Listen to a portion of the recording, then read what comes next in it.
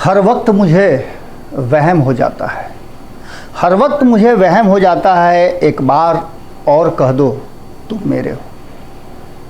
नमस्कार। इन दो पंक्तियों को सुनने के बाद कहीं ऐसा मत समझ लीजिएगा कि मैं आज फिर से दूसरी दिशा में जा रहा हूँ। बिल्कुल मैं वही हूँ और गेम समझिए है। गेम समझिए में आज जो विषय लेकर के आया हूँ और ज़्यादा वृहद है। इस विषय पर हम आज चर्चा करेंगे, बात करेंगे। और ये विषय इसलिए भी गंभीर हो जाता है, वृहद हो जाता है कि इस विषय में सीधे 543 नहीं 40 सीटों से 543 सीटों का कैसे समीकरण गढ़ा जाएगा और इस समीकरण को गढ़ने के लिए बिहार में कौन सी राजनीति चल रही है, ये बड़ा महत्वपूर्ण है।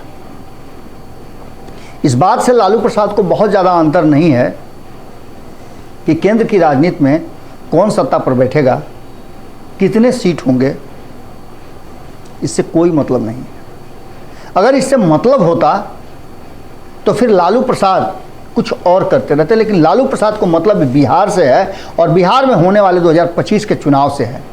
उससे पहले 2024 में यदि नीतीश कुमार केंद्र की राजनीति में चल जाते हैं तब जाकर के कहीं ना कहीं लालू प्रसाद का वो सफ़र जो है सफल होगा। लेकिन नीतीश कुमार के बारे में ये कहा जाता है कि वो सामने से जो रणनीति बना रहे हैं उसके पीछे बहुत सारी रणनीतियाँ बड़ी तेज़ी से चलती रहती हैं और हमेशा अपनी कुर्सी को बचाए रखने के लिए वो इर्द गिर्द ऐसा दायरा बना करके रखते हैं जिससे कि उनकी कुर्सी की तरफ कोई आंख उठा के देखे नहीं। उतना तक किसी को वो लिफ्ट ही नहीं देते हैं कि वो जाकर के वहाँ देखे। आपने देखा होगा 17-18 सालों से नीतीश कुमार बिहार के राजनीति में हैं, मुखिया हैं बिहार के, और इसके साथ साथ भारतीय जनता पार्टी उनके साथ लंबे समय से रही। क्या एक नेता आपको नजर आया जो नीतीश कुमार के समकक्ष खड़ा हो, नीतीश कुमार की कुर्सी की तरफ उंगली कर दे? जैसे ही उंगली सामने करता है वैसे ही नीतीश कुमार सरकार ही बदल देते हैं। अब तक के राजनीति में आपने देखा कि 2013 तक जिस तरह से नीतीश कुमार ने अपने खूंटे से बांध करके भारतीय जनता पार्टी को रखा, 2020 में जैसे ही सब कुछ सामने आया और नीतीश कुमार की कम सीटें आई, उसके बावजूद भी जब मुख्यमंत्री की कुर्सी उन्होंने पकड़ा तो आपने देखा कि कुछ लोग, कुछ भारतीय जनता पार्टी के युवा पीढ़ी के नेता, भारतीय जनता पार्टी ने यहाँ से एक अलग रास्ता अपनाया था जिसमें उन्होंने वरिष्ठ नेताओं को जो नीतीश कुमार के साथ लंबे समय से चल रहे थे उनको किनारे किया और एक नई टीम ले आकर के दी। तब भी हमने आपको बता दिया था कि ये नीतीश कुमार को स्वीकार नहीं है। नीतीश कुमार इस तरह की राजनीति नहीं करते हैं कि नीतीश कुमार पर कोई आरोप लगाए, कोई उन पर उंगली उठाए, नीतीश कुमार के कार्यशैली पर चर्चा करे और नीतीश कुमार उसे छोड़ दें। भारतीय जनता पार्टी को तो इतना तक कि किसी भी नेता को नीतीश कुमार कुछ भी बोल दें, कोई भी एक्शन ले लें, ये हिम्मत नहीं है कि केंद्रीय नेतृत्व या फिर शीर्ष नेतृत्व नीतीश कुमार से ये पूछे। इतना भी पावर किसी को नहीं था और ना किसी ने अब तक पूछा। रामसूरत राय वाला एक एपिसोड आपको पता होगा, उससे भी बड़ा एपिसोड आपको पता होगा कि विधानसभा में क्या हुआ था। विजय कुमार सिन्हा विधानसभा के अध्यक्ष थे और उनके साथ क्या किया था नीतीश कुमार ने, सबको पता है। यहाँ तक कि वो दिल्ली भी गए थे लेकिन उनकी बात किसी ने नहीं सुनी थी और अंततः जो हुआ सबके सामने। इस बात को कहीं ना कहीं तेजस्वी यादव समझ गए।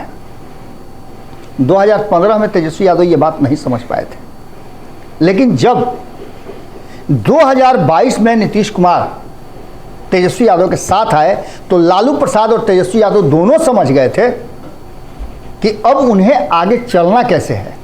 नीतीश कुमार कोई भी एग्रीमेंट करें तो इसका मतलब ये नहीं है कि नीतीश कुमार उसे पूरा भी करेंगे। नीतीश कुमार उसे पूरा नहीं भी कर सकते हैं, ये भी बात है।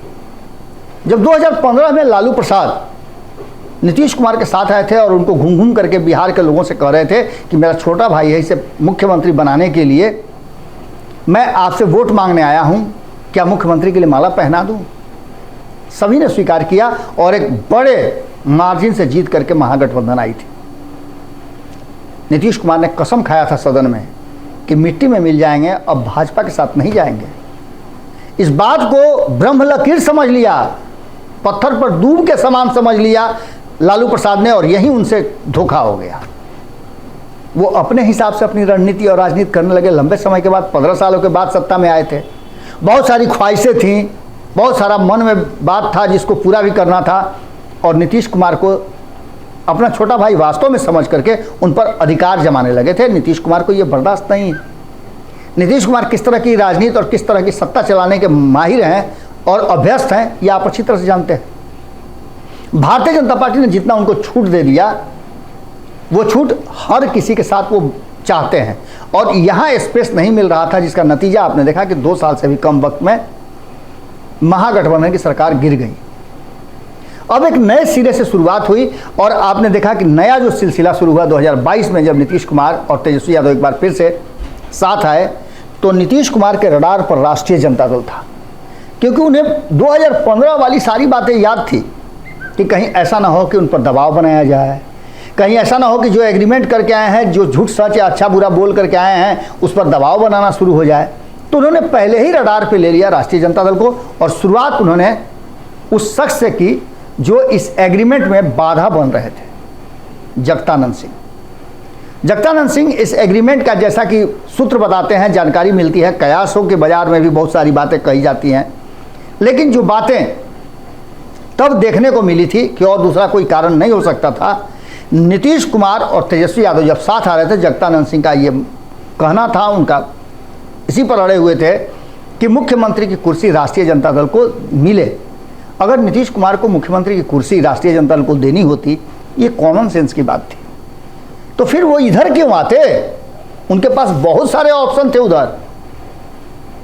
उनके पास अभी 2.5 साल का वक्त बचा हुआ था।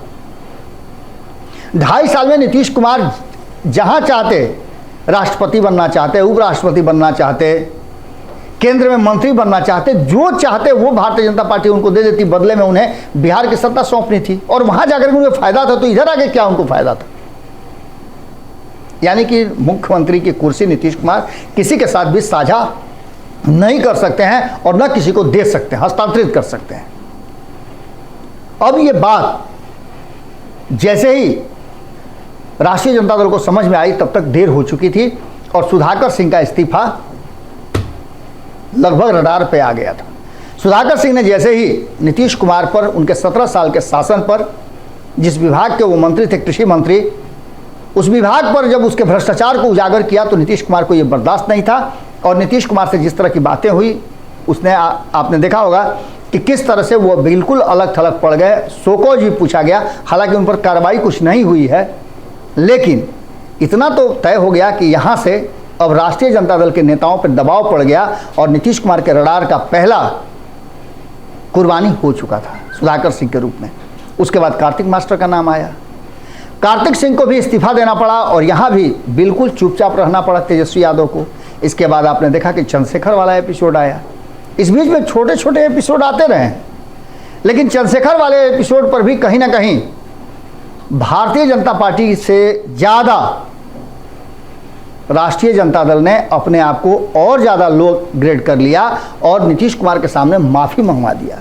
यहाँ तक कि जो जानकारी मिली थी कि ऑफिसर के पाठक, जो शिक्षा विभाग के प्रधान बनाए गए थे, उनके सामने चंद्रशेखर को और चंद्रशेखर की गलतियों को, उनके द्वारा किए गए कार्यों को सामने रखा गया, और नीतीश कुमार ने फटकार भी लगाई।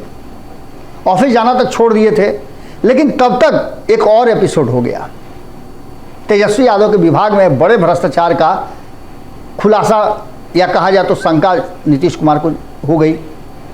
जो ट्रांसफर पोस्टिंग लगभग 500 लोगों के हुए थे, उसको लेकर के नीतीश कुमार ने एक्शन ले लिया। उसको रद्द करते हुए उस पर जांच कमेटी बैठा दी। तो वहीं आपको पता है कि आलोक मेहता वाला एपिसोड आ गया। अब इन सारे एपिसोड में सीधे हमला नीतीश कुमार का, चंद्रशेखर पर कार्रवाई नहीं करने का सीधा हमला जो है तेजस्वी यादव पर हुआ, और तेजस्वी यादव अपना जान छुड़ाने के लिए जल्दी से चंद्रशेखर को भेजते हैं कि जाइए और जाकर के अपना विभाग ज्वाइन कीजिए, मंत्रालय में जाइए। उसके बाद आपने देखा कि आलोक मेहता वाला एपिसोड अभी भी चल रहा है। आलोक मेहता कहा जा रहा है कि तबीयत खराब है इसलिए वो नहीं जा रहे हैं, लेकिन सबसे महत्वपूर्ण मुद्दा हो गया सुनील सिंह वाला। सुनील सिंह वाले मुद्दे पर कहीं ना कहीं एक बड़ी बात हो गई है, क्योंकि सुनील सिंह का सीधा रिश्ता जो है वो लालू परिवार से है।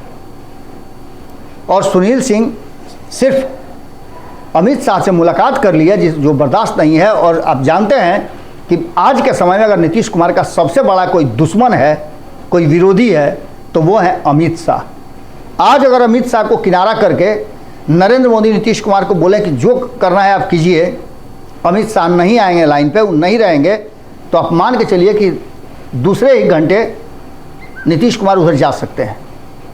लेकिन सबसे बड़ी बात यह है कि नीतीश कुमार की यह स्ट्रेटजी रही है कि नीतीश कुमार ने राष्ट्रीय जनता दल के नेताओं को रडार पर लेकर के एक दबाव बनाया है लालू प्रसाद और तेजस्वी यादव पर। और ये दोनों खूब अच्छी तरह समझ रहे हैं कि नीतीश कुमार के साथ रहना है, सत्ता में बने रहना है, पार्टी को सींचना है, मजबूत करना है, तो ऐसी स्थिति में नीतीश कुमार का सब कुछ बर्दाश्त करना पड़ेगा। नीतीश कुमार इतना ही नहीं, नीतीश कुमार अब अगला नंबर किसका लगेगा वो भी सब तय कर चुके हैं। सारा फाइल और रजिस्टर मंगा करके अपने यहाँ रख चुके हैं। इस बीच में आपने देखा होगा कि कई लोगों पर नीतीश कुमार की चुप्पी भी रही। सबसे बड़ी चुप्पी तो उनकी रही जब सुरेंद्र यादव, उन्हीं के पार्टी के एक महिला नेत्री जो हैं, उनके पार्टी में महिला विंग की प्रदेश सचिव भी हैं, उनके ऊपर जो टिप्पणी की, उस टिप्पणी को लेकर के जदयू से कोई कार्रवाई नहीं हुई। हो सकता है कि ये उस वक्त के लिए बचा करके रखे हों जब कभी नीतीश कुमार को बाहर होने की ज़रूरत महसूस हो, या वो महागठबंधन से या राष्ट्रीय जनता से बाहर हो, तब वो इस एपिसोड को खोलें। इस एपिसोड में जब जदयू चुप रही, अपनी नेत्री पर हुए इस तरह के टिप्पणी पर चुप रही, तो कहीं ना कहीं क्षत्रिय होने के नाते राष्ट्रीय लोक जनता दल के किसान प्रकोष्ठ के जो अध्यक्ष हैं प्रदेश के, ठाकुर धर्मेंद्र, वो वहाँ गए और उन्होंने जाकर के उस महिला के साथ खड़ा होने का काम किया, उनके द्वारा केस करवाने का काम किया और अपने सम्मान के लिए लड़ाई लड़ी। ये सारी एपिसोड हो ही रहे हैं। इसी के बीच में आपको बता दें कि नीतीश कुमार इस पूरे मामले में कहीं ना कहीं जो एंगल है, उनका सीधा रडार जो है, उनका तीर का निशाना जो है, वो राष्ट्रीय जनता दल है। राष्ट्रीय जनता दल को जब तक वो नील डाउन करा करके रखेंगे, जब तक राष्ट्रीय जनता दल पर, या जब तक क्या वो नीतीश कुमार की रणनीति का हिस्सा रहा है कि हर महीने किसी न किसी को आइडेंटिफाई करते हैं, हर महीने कोई ना कोई ऐसा बात सामने आ जाता है, और आना ही है।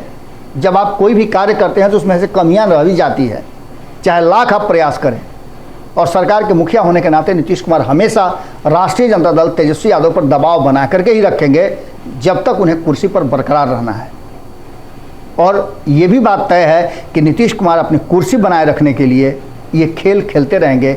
अगला नंबर किसका है और इसके पीछे का असली खेल क्या है, आप लगभग समझ गए होंगे। नीतीश कुमार को यदि सीएम कुर्सी किसी को देनी होगी तो वो अभी के समय में भारतीय जनता पार्टी होगी, क्योंकि भारतीय जनता पार्टी को नीतीश कुमार देंगे तो उन्हें पता है कि उनके लिए एक सुरक्षित सीट उपलब्ध होगा। लेकिन नीतीश कुमार ऐसा करेंगे क्यों? नीतीश कुमार एक क्षेत्र के, एक राज्य के राजा बनकर रहना चाहते हैं जिसमें किसी की कोई दखल अंदाजी नहीं हो। ऐसी स्थिति में अगर वो केंद्र में जाते भी हैं तो अगर मुख्यमंत्री और राष्ट्रपति, माफ़ कीजिएगा, प्रधानमंत्री और राष्ट्रपति से नीचे का कोई पद होता है तो हमेशा उन्हें दबाव में रहना पड़ेगा। अब आप समझ सकते हैं कि नीतीश कुमार किस तरह की राजनीति कर रहे हैं। विपक्ष को एकजुट करने में भले ही लगे हुए हों, भले ही महाराष्ट्र में कहा जा रहा हो कि नीतीश कुमार को सब कुछ बना दिया जाएगा, लेकिन नीतीश कुमार का मन जो है वो पूरी तरह से बिहार के मुख्यमंत्री की कुर्सी, और इससे ज़्यादा कुछ नहीं है। आज गेम समझिए में हम आपसे यहीं विदा लेंगे। कल फिर मुलाकात होगी, नया बात होगा, नए तरह से हम फिर आपसे जुड़ेंगे, नया विषय भी होगा। बहुत बहुत धन्यवाद। अगर ये वीडियो पसंद आई और वह बिहार के राजनीति और बिहारियत से सरोकार रखेनी तो सब्सक्राइब बटन दबा के चैनल के सब्सक्राइब कर ली। ओजे एगो घंटी बा, ओकरा बटन दबा देला से कुल सटीक और मारक खबर रुआ मुफ्त में मिल जाई। अगर रुआ पत्रकारिता के हमनी के नया प्रयोग में सहयोग कर चाहतानी तो ज्वाइन बटन दबा दी। पेटीएम नंबर नोट कर ली 9386816700। धन्यवाद।